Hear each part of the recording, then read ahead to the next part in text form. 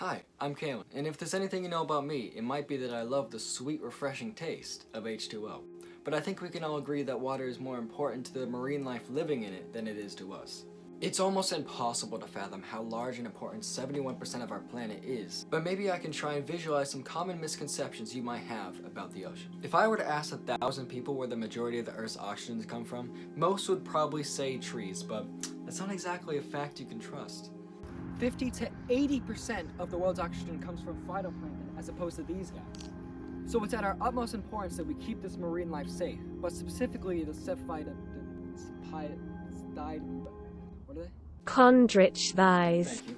Or cartilaginous fish, mostly sharks and rays, are a keystone species in the ocean, or a species that other species rely on, and if they were removed, it would be detrimental to its ecosystem.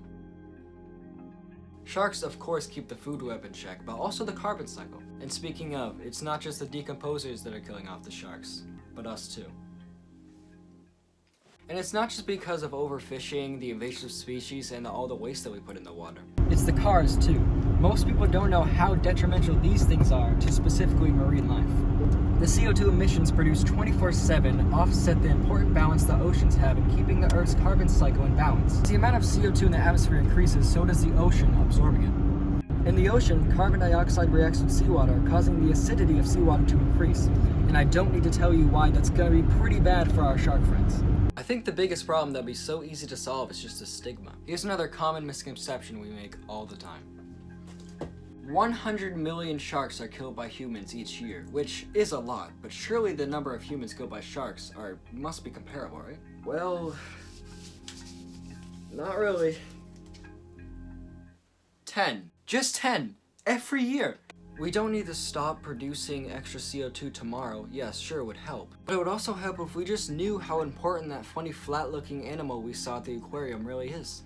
So that's why I think it's incredible what the Conservation Society of Finland is doing. Okay, no, I'm just playing, I made that up, but it would be perfect, right? Okay. But great real organizations like the Sea Shepherds in Burbank, California, just look at that ship, it's incredible. And not to mention many Change.org petitions that are just getting awareness for this sort of stuff, which I find neat.